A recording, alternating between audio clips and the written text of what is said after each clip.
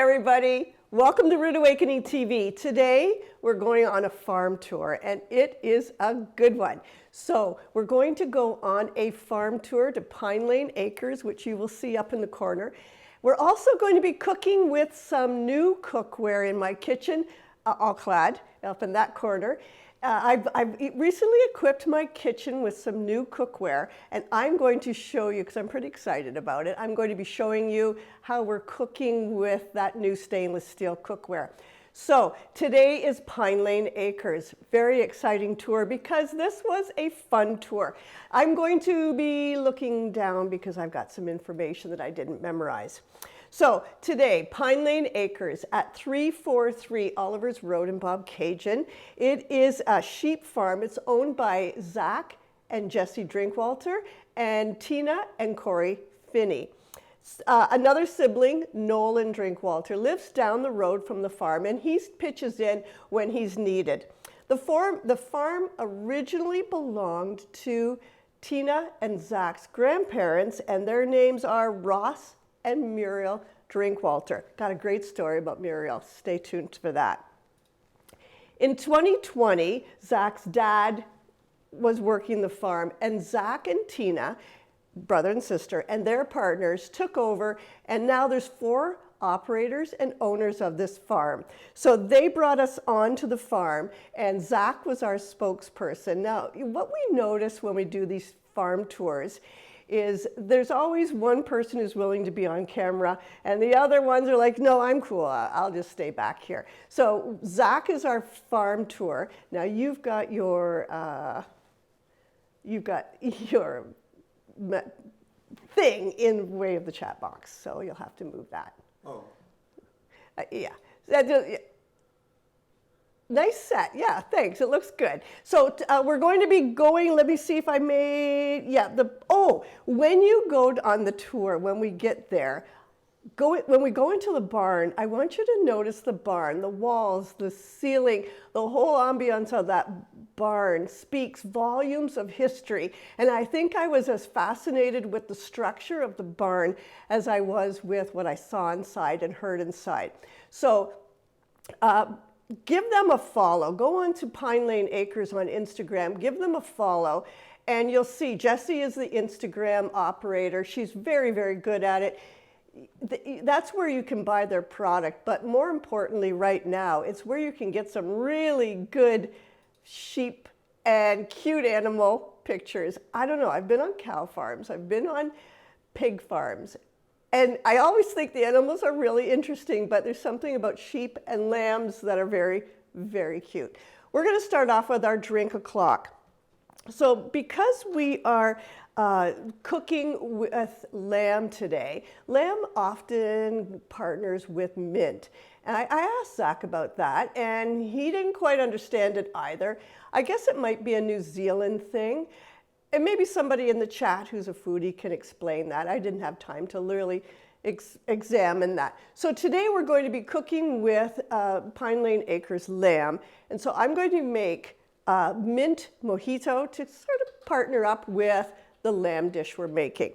So we're going to start off with some ice. Now what you do with a mojito, and you know, all of you have been around, you muddle the mint and the lime in a beaker, in a mixer. I'm not going to muddle today. I'm not going to muddle anything today because I don't want to. I don't have a muddler, and you can use a spoon. I don't want to do that. So we're going to put in some fresh mint. Now here we go. I don't even have fresh mint. I live in small town Ontario. Don't have a lot of mint. So been around, yeah. Yeah, some of you have been around. So I'm using dried mint. It is my own mint, and it's got a very, very strong scent to it. So I'm going to put a little less in it. I'm putting it right in, so this is why I'm not muddling. I'm just mixing. See what we can make of that. And some lime. Notice my little, I don't want to call it a lazy Susan. I don't know if Susan's lazy, but this little display. Look at this, if we can put the overhead camera on. This was gifted to me by my grandson. Yeah, I'm not quite sure where that camera is. Anyway, it has a base on it that spins. I love it. I love it. And I thought it'd be great for our drink o'clocks. So I'm not going to cut on it though. We're going to put a little bit of lime in that drink. So I know that Pine Lane Acres is in the chat. They're probably not stretching out there yet. But if you have questions for them as the information about the farm comes on, we'll get to that. I cut off the rind for the lime. I'm just going to put in some lime pieces because am I muddling? No. No, I am going to just use my Ninja blender and I'm just making it like that. All right, so what is a mojito? It's really lime, mint, sugar, and some white rum. And you know, it's 5 afternoon. We can have a little bit of that. So let me put in 2 shots of rum because it's afternoon. Each? No. And it says to add sugar when I was looking up this drink because, you know, just because I will drink a drink in a bar doesn't mean that I know how to make them. So I always have to look this up. And it said use granulated sugar. Do not use simple syrup. This is when you need granulated sugar. I've got some simple syrup I'm going to use. So I'm going to put, in ooh boy, that's a lot of simple syrup. I do like sweet drinks though, you know that. I'm going to put that in. No sugar, and some ice cubes, and we're going to blend that. Let's see what we get. And of course, we're going to top that up with club soda. Going to be noisy.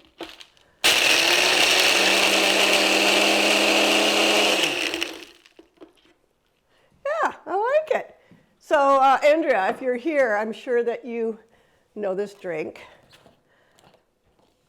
It's okay. No, it's okay. I think I'm going to put a lid on it. Put a lid on it and maybe strain it through this lid because, you know, that little bit of mint I put in there didn't, smells nice. Just halfway because we're going to top this up. Oh, the lime is great in there. I'm going to top it up with some of this. So I'll put some club soda in it. I should be dressing it up. Hey, that's, you know what? This isn't a bad way of making this. Muddling be damned. I didn't have to muddle. Here, see what you think. Cheers. Yes. Cheers. Does it got fleas in it? Delicious. A little sharp. Can't taste the rum. Tom says you can't taste the rum. That's always what I hear. You can't taste the rum. You can't taste the vodka. Okay, let's get into some of our cooking now. Zach was telling me, you know, I told him that I don't cook often with lamb.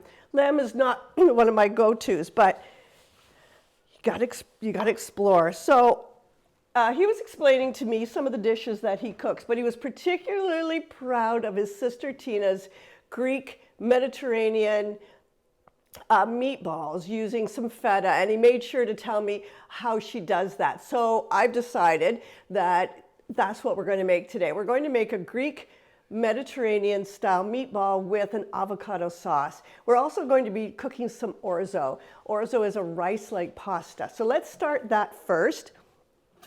So we're going to put in, you want this. So if you see what I've got here, I've got a little bit of butter, but this is the escape butter that I made. And this is my new countertop induction unit. What do you think about the noise? Always delicious. What do you think about the sound? I cannot find an induction cooktop that doesn't have this sound. So anyway, it's really quick though. I like that. So how do you cook orzo? You can see orzo is this rice-like pasta. It is pasta, it's not rice. It's nice as a base. So you can do orzo in 2 different ways. You can do like I'm doing right now, put a little butter in a pan and then toast the orzo in it to give it more flavor. I've also seen where cooks just boil it, and I didn't want to do that. So we're going to put this in. That's 1 cup of orzo, and if you see what I'm doing, I'm just toasting it a bit with the scape butter. Remember a couple months ago I made scape butter with scapes. It's a compound butter, so I took scapes and butter and I made it into a compound butter, into a log, and then I cut it in discs. Very simple to take out of your freezer and use a disc of scape butter. I love it. You'll notice too, I am using a nice, this is a D5 all-clad skillet. It is a 10-inch skillet, not a huge one, but what I like is that I can use it for this. Is that, wow, Flanders is here. Welcome. Nice to see you here. Flanders and I were just talking yesterday about the new streaming that some old 1989 music is starting to be streamed, and we love it. Tommy Boy music. All right, I've got that. It's toasted a bit. Nice to be here. So glad. I thought that you gave a class. Maybe today you don't have the class. Nice to see you here. You know what? This mojito done like this, I didn't muddle it. I just put it in a Ninja blender, and it's fine. I'm sure the fresh mint would have been nice. So I'm going to cook this for a few minutes. Tina, if you are in the chat, let me know how you serve those meatballs. Do you put them on potatoes, mashed potatoes? Do you put them on rice? You know, the rice is nice. Oh no, not Flanders. Yeah, it's Flanders. Okay, this is nice. I am going to now put 2 cups of water. So if you followed me, I had a couple teaspoons of butter. I used scape butter. Then I had 1 cup of orzo, toasted a bit. And now I'm going to add 2 cups of water. I can even hear it popping. I'm stalling a bit because I really want the orzo to take on that flavor and to toast a bit. All right, 2 cups of water.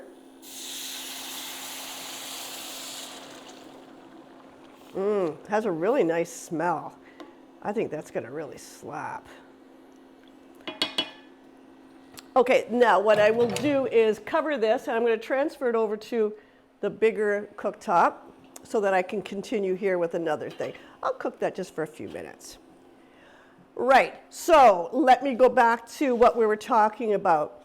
So we're going to be cooking Tina's lamb meatballs, a Mediterranean style of them. Now, when we went on the farm tour, we met the co-owners and operators, Zach, Jesse, and Corey. But Tina wasn't there, so we didn't meet her, but we've seen her on our chat, and we've had a lot of good connection with her. Today we're going to, when I left the farm tour, walked out, we're like, hey, thanks, bye. And there was a nice little package, yay, usually on a bun for the meatballs. Ooh, that's tasty too. Welcome Pine Lane Acres, first time in the chat, you can see them. That's the song.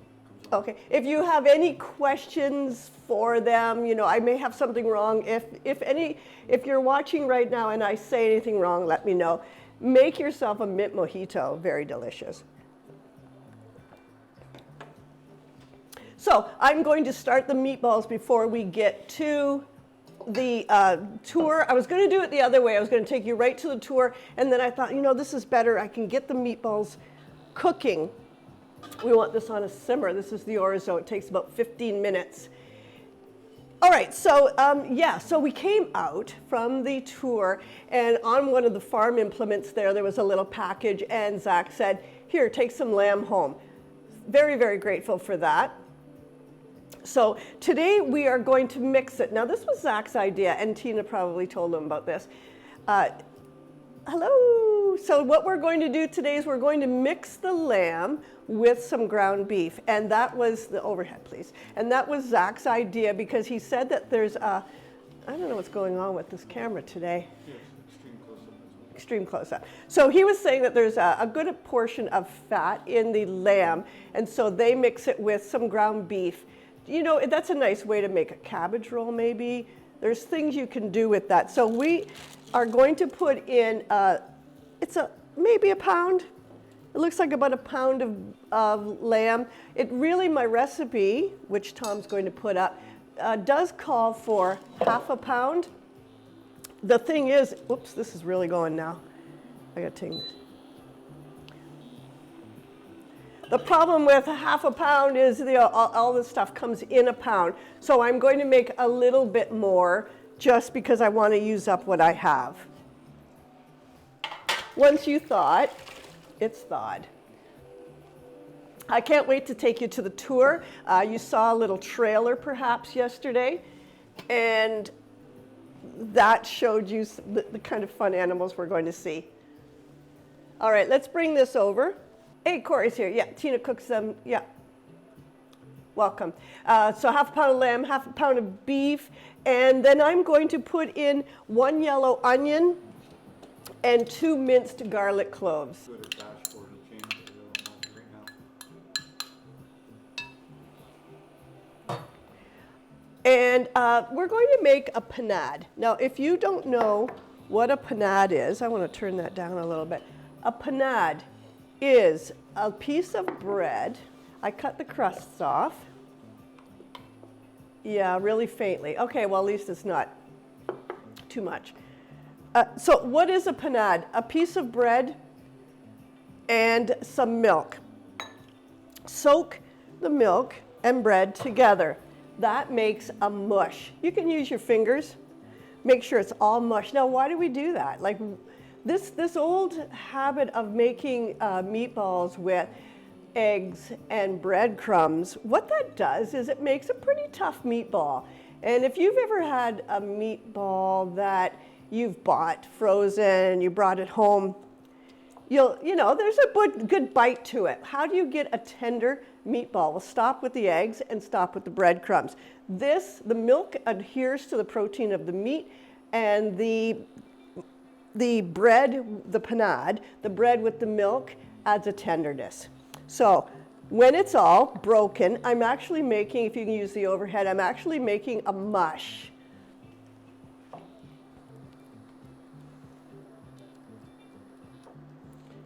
This is a much better way to do anything with ground meat. Okay, I'm going to add that to our mixture.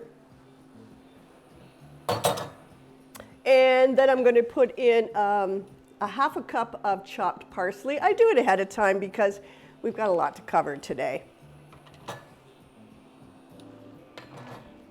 All right, after that, we're going to put in, let me check. 1 teaspoon dried oregano, 2 teaspoons of cumin,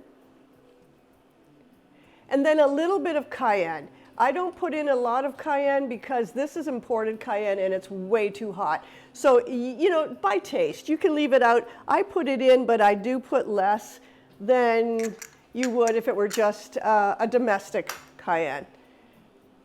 And then, of course, some salt and pepper. I use kosher salt.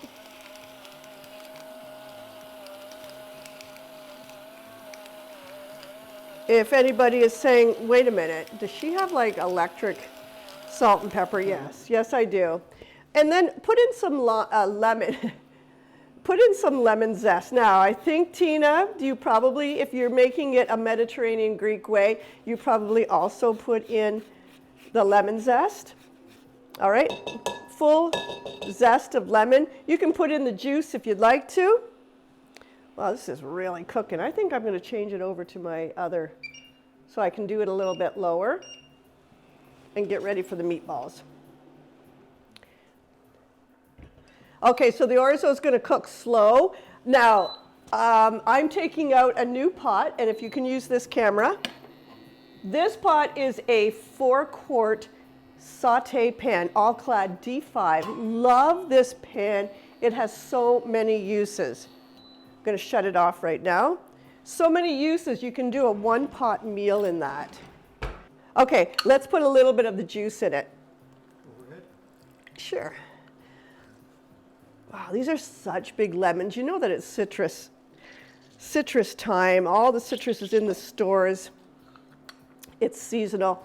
So you're going to see really delicious looking citrus in the stores right now. Let's mix all this up. Just going to double check. So I've got half a pound of lamb, half a pound of ground beef, 1 yellow onion, 2 cloves, minced garlic, about half a cup of panade, half a cup chopped parsley, 2 teaspoons of cumin, 1 teaspoon dried oregano, a 1/4 teaspoon cayenne, kosher salt, black pepper, and a little bit of lemon zest. Let's make that into meatballs. Now what I'm doing is I'm getting our meatballs cooking so that we can go to the farm tour. I've got some things to talk to you about with this farm tour. All right, there's dogs on every farm. So when you go onto a farm, the dogs are usually the first creatures to greet you. And so we heard the dogs. Every farm we go to, they always say, oh, don't worry about the dogs. You know, they're friendly and they just want to be petted and they just want to be loved and nah. Well, I walked into this barn and listen, one of the dogs' name is Cujo and there's a reason for that. So these are not dogs that I would go up to and say, hey, puppy. No, these dogs knew their business. Well, when that goes down, they knew that they're there to work, that they're working dogs. Cute, you'll see them. They're cute. Don't mistake that for they don't know their job. Okay, I am going to put some olive oil in the pan, in my 4-quart saute pan. Don't want to touch that. Let's wash our hands.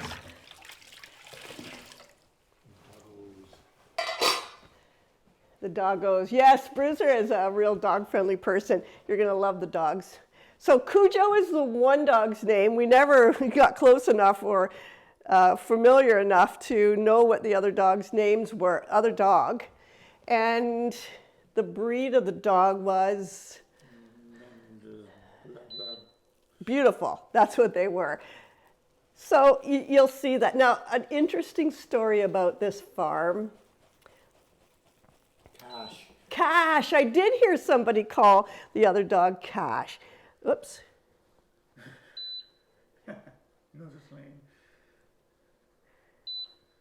Gonna just make this. I'm learning this, so be patient with me. I'm going to turn it down low. Something interesting about this, Cash is the other name.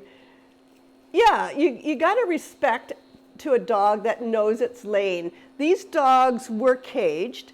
So when we went into the barn, you know, these weren't dogs that just bounced around you. These dogs knew their lane, knew their job, and I think they might be pretty good at it because they knew we were not normal. They knew that we didn't belong on that farm, and they were letting us know that they were there. They did release the dogs to the field or someplace while we were there, so they knew too that these dogs meant business.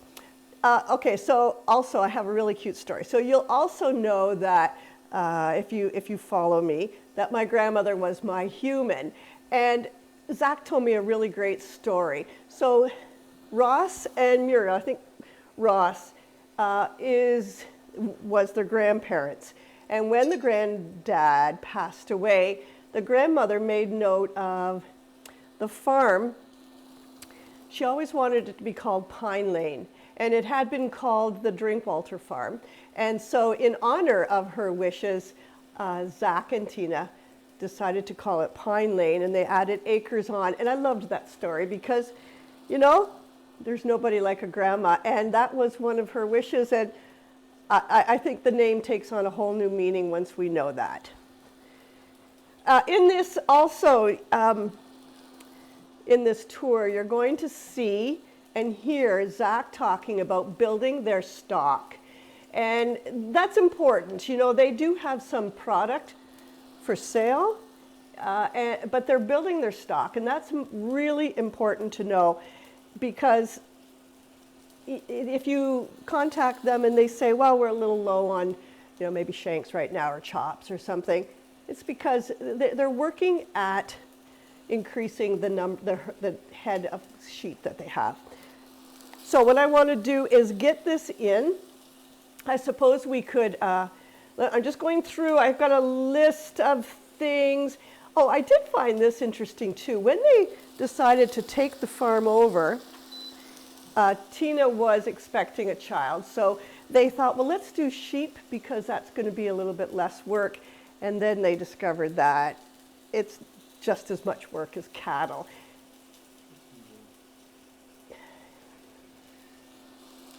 Yeah, we don't want to do that. It's that searing and Evo, yeah.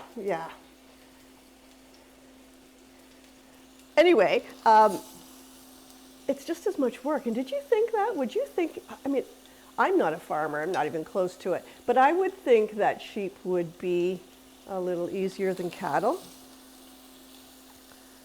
But it turns out not. It's still a farm that needs care. We're about to, I'm just going to finish making these. You're about to see the video start. And Kitty greets us. Now, when we went to the farm, there was this huge orange cat that demanded petting, very labor intensive, but we enjoy every minute. I could see that. So Kitty was there, this orange cat, looked like, Chunk Meister.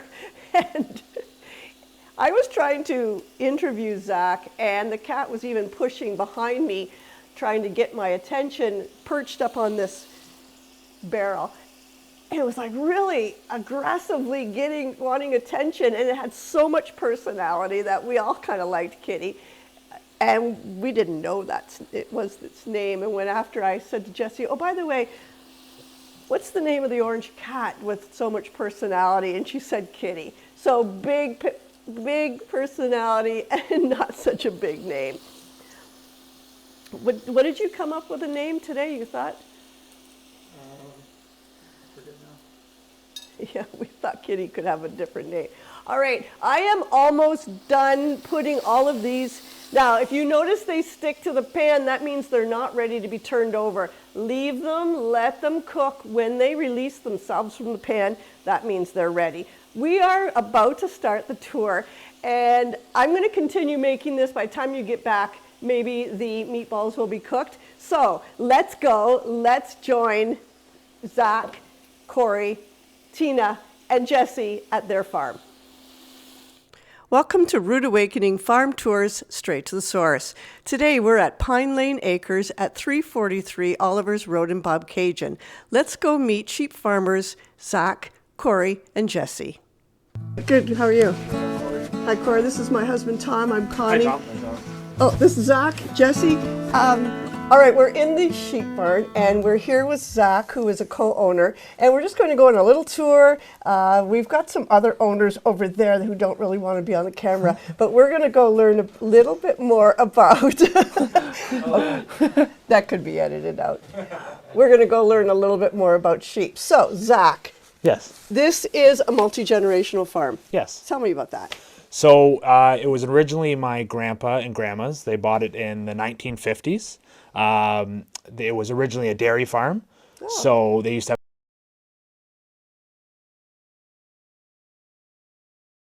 a milk room. My uncle had 100, which to me, that's cows and calves. So, but it was pretty packed in here. Pretty packed. Yeah.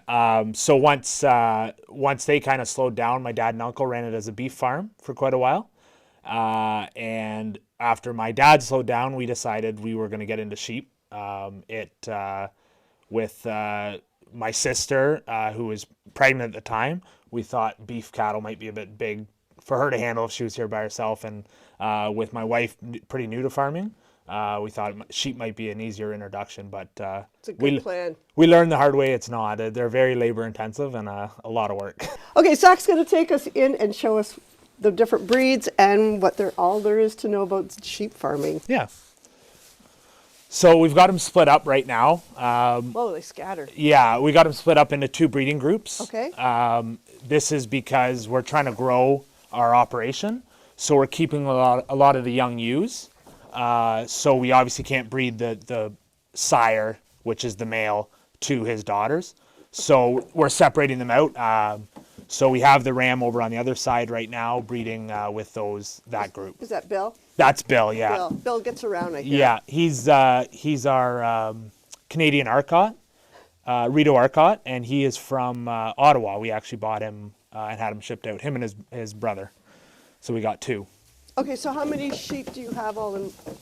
So the count varies because we're never they're very hard to count, but we're up around 50 ewes now, and a few rams at the back who will be going for meat later on this year. And how often do you breed? How often do you do that cycle? Yeah, so we breed about once a year, and we breed later in the fall, and we lamb in the springtime when the pastures become green, and then we can get all the sheep out on the pasture. Okay, so they seem a little skittish of us. Is that normal behavior? Like they're not aggressively coming at us? No, definitely not. There's a saying that sheep are they either think you're trying to kill them. They always think you're trying to kill them, and so they're always like that. They just they're very skittish unless you have grain in your hand. Then they're your best friend.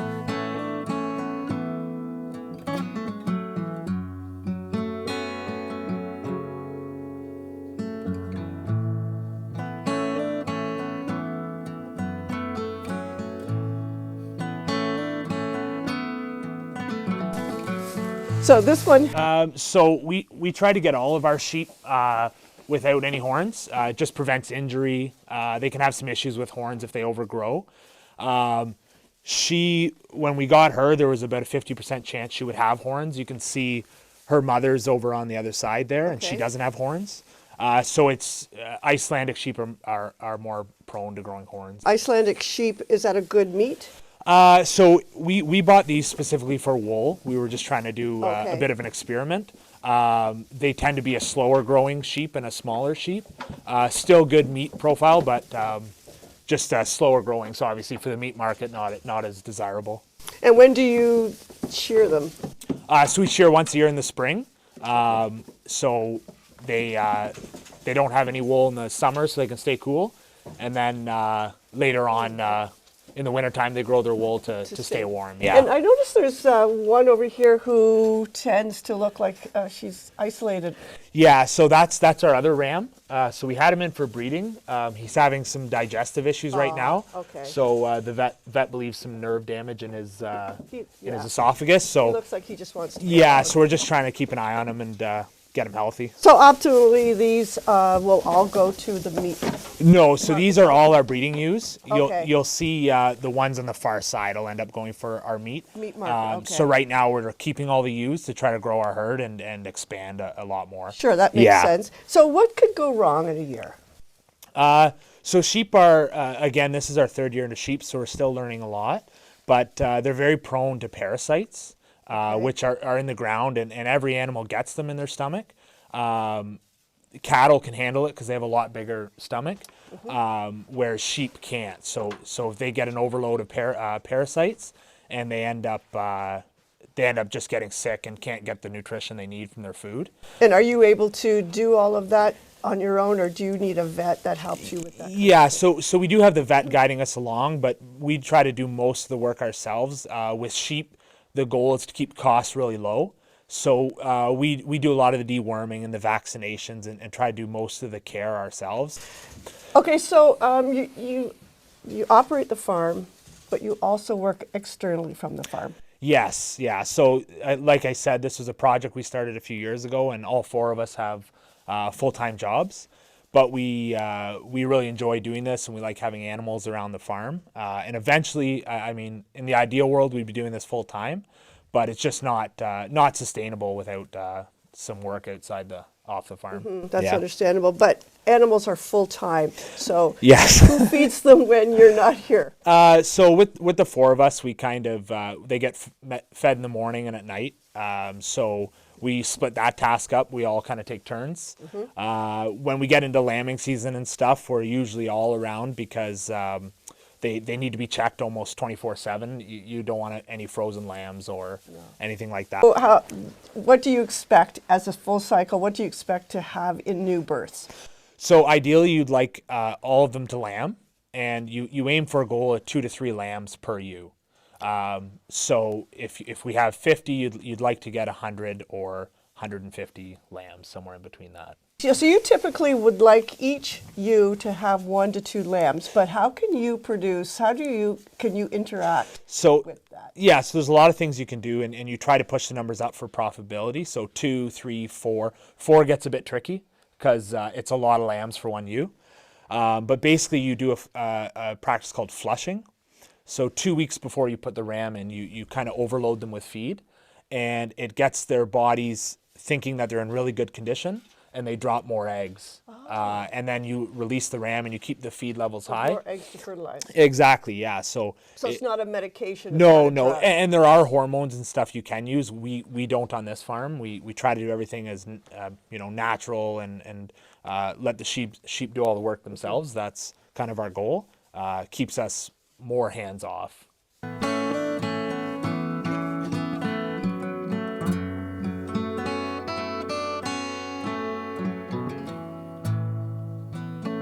All right, you said that they get fed twice a day, but what do they eat? Yeah, so we mostly are a grass-fed operation. Oh, that's nice. Yeah, so in the summer we try to pasture as long and as late as we can. Right now we're working on a lot of our fencing because that's the major drive to getting them on pasture.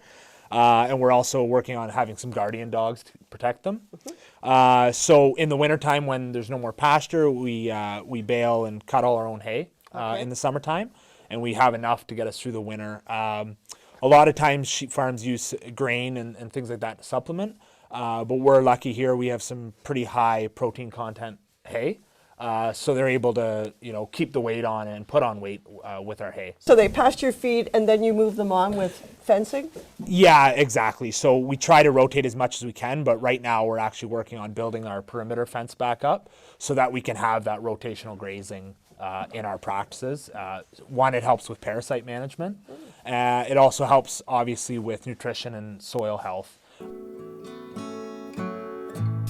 I saw one that has an X on her back, number 28. What's going on there? So as you can see, the sheep run around a lot. They do. So when we're doing any type of management, say vaccinations or any type of deworming, we like to mark them so that we know we already... You can't tell them from each other? Well, when they're running around like you see, it can get tough sometimes. So they all look like... My wife's a lot better at telling the difference between the sheep, but for us it's tough. You can tell the difference? Yeah. Do they have names? Yes, they do. We spend a lot of time down here, so it's tough not to name them. And some of them have cool markings or things like that, so they end up with a name based on that. But the ones that go for meat, do they have names? Some of them do, yes. I probably didn't want to know that. No, yeah, and it's never easy getting rid of them, or because you spend so much time, looking after them and making sure they're healthy. So we understand that Zach's wife, Jessie, really does know their names. And this is June. June looks like she is a friend. She? Yep. I'm getting to know that. The meat that's on your farm, Yes. It can be purchased here at the farm store. Do you have a farm store? Or Yes, we mostly sell through Instagram right now, so you can message us and we can let you know what we have available. We typically sell just cut and packaged lambs, so ground, chops, stew meat, shanks, things like that. Okay, so they would go on Pine Lane Acres Instagram, Yes. contact you on the message with maybe Jessie or you, Yeah. and then Yeah, and we can let them know what we have and It's a how pickup type yes, of thing? yeah. We also do a little bit of deliveries if it's local. We have about 3 rams. and they do all of that breeding. They do, yeah. They're a bit older. Typically, if you have younger rams, you'll need more of them to cover a flock. But the older they get, the more they can breed. But like you were saying, you have to keep generations apart. Yeah, so we'll be breeding them this year, and we'll probably look at purchasing some new lambs either next year or the following year. I see. Yeah. And do your rams ever go off?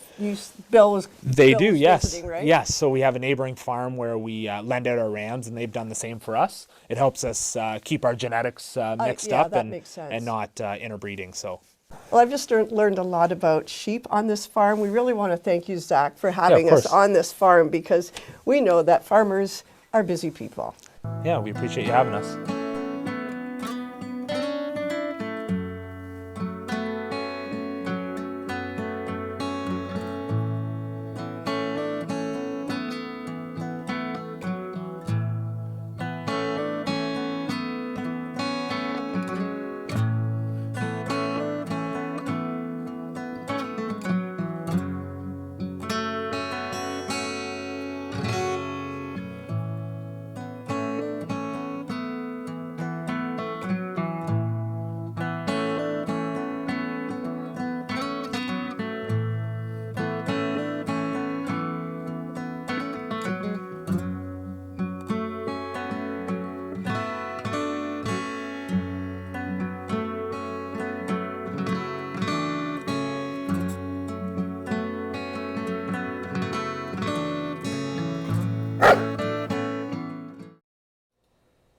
Okay, that was fun. And watching your chat was fun too.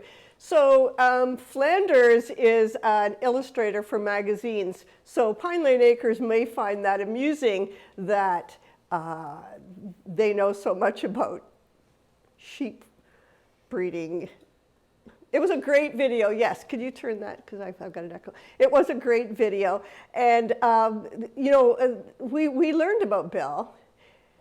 Yeah, Bill gets around. And, he's a player. And he is loaned out because, as you heard, in Bill's defense, he is a top breed and he is a Class A breed.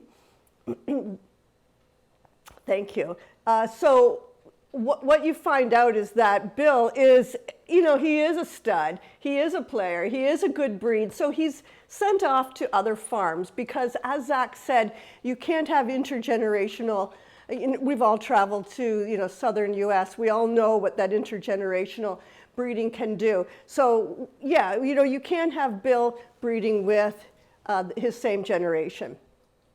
So they, Bill goes away, he comes back, and, he's like, hey, girls, did you miss me? And we met Bill, and I wasn't personally attracted to him, but I did notice that Bill was a very handsome young fella, and, he's got a good gig. We're going to go into, the meatballs are cooking nicely. I'm glad I started them before. I didn't find Bill attractive. Everybody's got their own tastes. I looked Bill in the eye and I thought, yeah, I don't think so.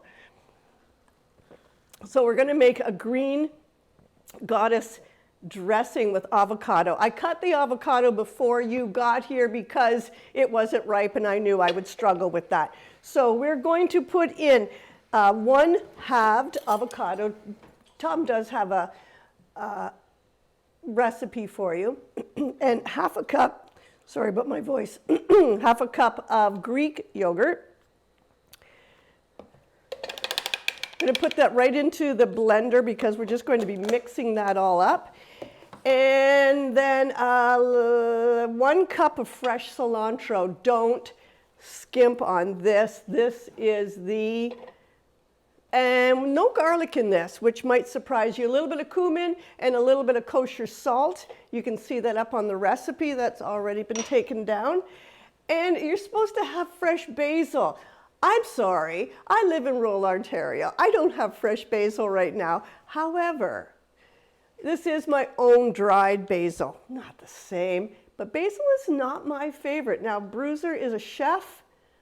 Cilantro is the best. Bruiser is a chef, an Italian chef, excuse me. So, they're going to know what fresh basil can do. I don't have it. So I'm using my dehydrated. It's mine. Italian chef. And we're going to be putting in some lemon juice, just checking how much juice of 1 full lemon. All right, let's get a knife and let's cut this lemon.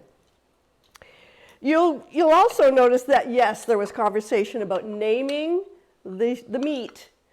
And I was surprised at that because I don't know who we're eating today. I don't even want to think about it. Remember, this is a vegetarian gone into meat, so I'm just thinking about June and Roxy, and June and Roxy were pretty cute. Now Roxy's the one that had the horns, right? Yeah. And you don't often see horns. I guess that's an unusual thing. Now, Andrea's going to ask the question. Come on, Andrea. You have to ask the question that you asked me during an earlier Instagram. Come on, ask it. Pine Lane Acres is right here. They will answer your question. You ready for it? Yeah, bring it. Pine Lane, wait for it. Here we go. Andrea asked me this question in all seriousness. Oh, I'd like to know about goats. Very nice segue or very nice diversion. No, Andrea, you asked what's the difference between a sheep and a goat? You're not getting off easy with that one. She'd like to know about goats. She wants to know the difference.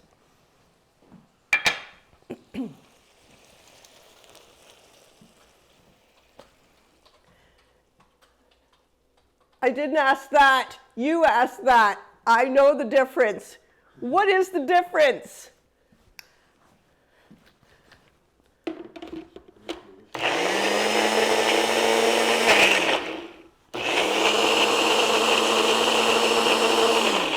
Sorry about the noise. Has to be done. Okay, this is our green goddess. Reader, that's right. I read. I did have that question myself, and I was afraid to ask it on the tour because I thought Zach would escort me to the door and say, yeah, you need to go. You know that they all look alike. That's the funny part about being on that tour. They all looked the same. And then Jessie, Zach's wife, would say, oh no, that's June. And like you know, they're a little skittish, a little sheepish. So every time you go next to them, they run to the other side. It's like a flock of geese. They go to the other side. I mean, I was playing a little game with them. You go over to them, they go, over here, over here. Anyway, they have names, and they're cute as heck. But there is a difference. They, you know, just different species, different tastes, different nutrition requirements. Goats mainly have hair as opposed to wool. Yeah, okay, and I looked it up. I'm a teacher. Do they lose their shit with fireworks? I think that's only dogs. Actually, I wonder if farm animals, you know, in these, that's a good question actually, Bruiser. Why are goats' eyeballs so weird? Oh, here we go. That's the vertical pupil. Vertical pupils. All right, we are about to, as interesting as this goat debate is, vertical pupils, goats have short tails whereas sheep have long tails. Good point. Plus, I read that there's a chromosome difference, that goats have more chromosomes than sheep. And I have heard that they will breed, but they will not produce offspring. Yeah. All right, we're about to assemble our dish. We're at that point. So what we're going to do is we're going to take a little bit of hummus. And you can make your own hummus. We'll have the overhead on. You can make your own hummus or you can buy it. I've decided to make it. It's simple, as Bruiser will know. I just took a little bit of chickpeas. The eyeballs are to watch out for predators. Yeah, and that's what we were the other day. We were just like sailing through there. I did expect, skip the hummus for a bit, I did expect, because I see lots of TikToks, I expected that they were going to charge me. I fully anticipated that, like I didn't anticipate that I'd be walking amongst them. I'd like a goat eye transplant, I would too. I didn't expect that I would be just like in the barn walking amongst them. I thought I would be like safely watching them from a side. No, we walked right in them and you go into them. I thought, okay, one's going to ram me, not Bill, but I thought I was going to get knocked over. Do your sheep ever leap? I saw a funny video. A good question. The cheese is very similar in taste. I believe the sheep cheese is a bit stronger. Yeah, we did talk about that a little bit. All right, go about your business talking about that. I am going to now start creating our dish. So I have some hummus on this side. If you've noticed, I've topped the hummus with a little bit of feta, and I'm trying to maintain the integrity of that feta. I don't want it to be lost in the shuffle. And then this Greek goddess sauce, which we just made, it was the avocado. Check our Instagram, lots of sheep jumping there. That's why I said follow them on Instagram. The pictures that Jessie posts, that Jessie posts are really cute. There's a sad one there about a sheep, a little lamb that didn't quite make it. But, you know, I guess that's part of farm life too. All right, I'm putting this Greek goddess, green goddess, avocado on the other side. So, you know, you want to blend these because you want this to look nice. So you can see I'm putting a little bit of a taste on the other side. There's a piece of avocado that didn't blend. Another difference is goats are from hell and sheep are from heaven, okay? Just sometimes. All right, we're going to take the orzo. And we're going to put the orzo, which is really nicely cooked, and you can use the overhead. I'm sure that Bruiser is quite accustomed to orzo because it's a nice pasta. Now I cooked it with a little bit of garlic scapes, which the scent of it is gorgeous. We do have fun, yes we do. And we are very mature, serious people, but we do have fun on a Sunday. And you know what we love is when the farmers have fun along with us. And that's why we choose young farmers, because we know you'll have fun with us. Orzo haters. Orzo, what? It's lovely. Okay, we've got our base. Now, this is something that I'm going to do, and it's, you know, it might be a little unusual, but I liked the idea of skewing the meatballs. These are freshly cooked. I thought this looked very, very Greek, you know, like a dish you might get. I'm going to be skewing the meatballs, and you could serve them just on top. I did. You see the picture on Instagram. I did. Nice tenderness to these. Very nice. This is not a tough meatball. I can smell the cumin in these meatballs. That's the scent that's coming through. I could even see a little bit of cinnamon, but then we're turning more into a Middle Eastern. I like it. I like the meatballs skewered like that. I think it's nice to serve. It's nice to serve and it's nice appearance. I do have lots of meatballs here. Okay, so I have 4 skewers. Now remember, hummus, the green goddess, some orzo, and the skewered meatballs. On top of that, we're not done yet. We are going to take some cucumbers. All right, so I'm going to slice these into nice diagonal chunks. We're going to place that around it so that this is a meal you would set in the middle of your table and everybody would just, that's why I like them on the skewers, everybody would just help themselves. But we're not done yet. It gets better. Now, nice thing about my chat is you are welcomed to say, hey, I think I would do this. So Tina, this is your dish. If you've got some ideas, let me know. I kind of like this. Now you could put tomatoes on here as well. Tomatoes, you know, again, I live in a small town and you know the prices of food. If it's not right in season. All right, and I'm going to put some lemon juice on it. Got lots of lemons in this, don't we? Whoops. Okay, we're going to put some lemon juice right on top of that whole dish. I would eat this. I know you would. And this is the thing, I would love to share this with all of you. But it gets better, it gets better. I'm just building. Cukes are life. One of the perks of being in the studio kitchen, yeah, it is one of the perks, because you know what we do when this is done. We smash this. We smash this. All right. Oh, no, this is not a ripe. Oh, it's not bad. Not bad. Bruiser has a suggestion. Yogurt drizzle and fresh chopped herbs coming. Bruiser. Hey, you know what I had happen? An avocado pit broke in half. I wish we could taste this. You know, we're so close. So close. How long did it take us to get to Pine Lane Acres from here? 5 minutes. It's just like we do live in rural Ontario. I know I make jokes of that, but it was a very close little drive for us.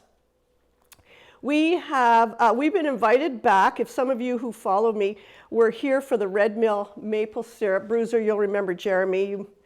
You will remember Jeremy. We were invited back to that farm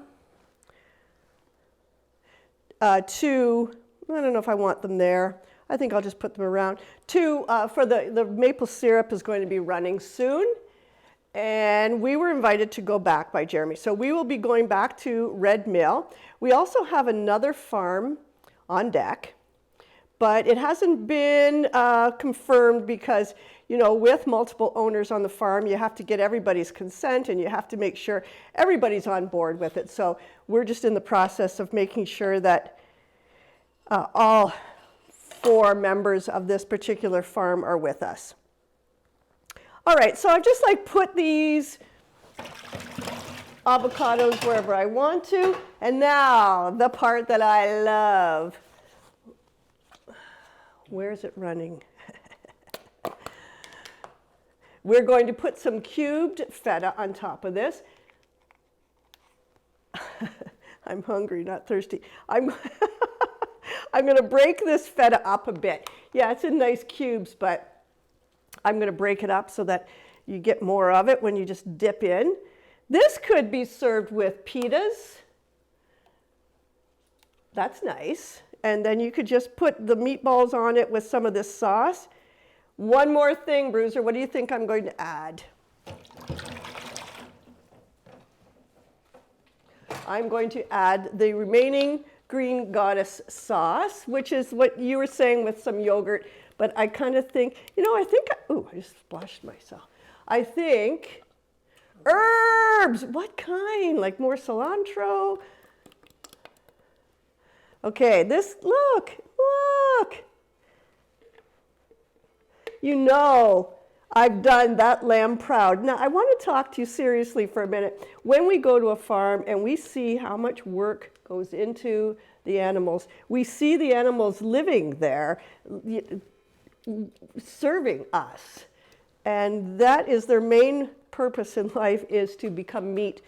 I don't waste meat. I don't take it lightly. I realize that, like I've said before, I realize that an animal has given up their life to feed us as humans. So this will all be eaten. A single cilantro leaf. Oh my God, Bruiser's not letting me go. Listen, I don't have cilantro right handy. I do in the fridge. I'm going to put some parsley. Will that serve it?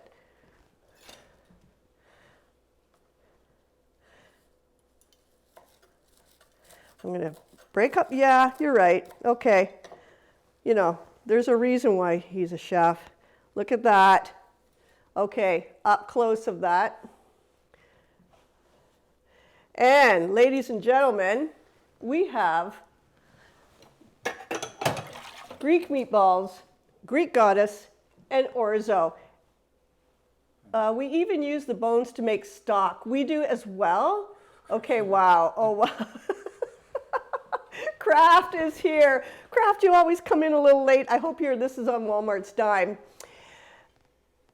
Yeah, so this is our dish. So it's a nice a nice Greek meatball. It's a really good Sunday. Looks amazing. Thank you. This brings us to the end of our stream. And what I really want to do is thank Pine Lane Acres for entrusting us on their farm and bringing us on. And when I say entrusting us, you've got your livelihood there.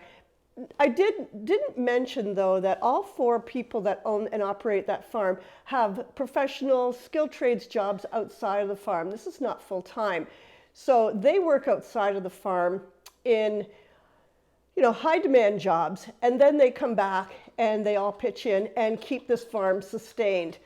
That's some hard-working, committed people. So thank you for entrusting us on your farm.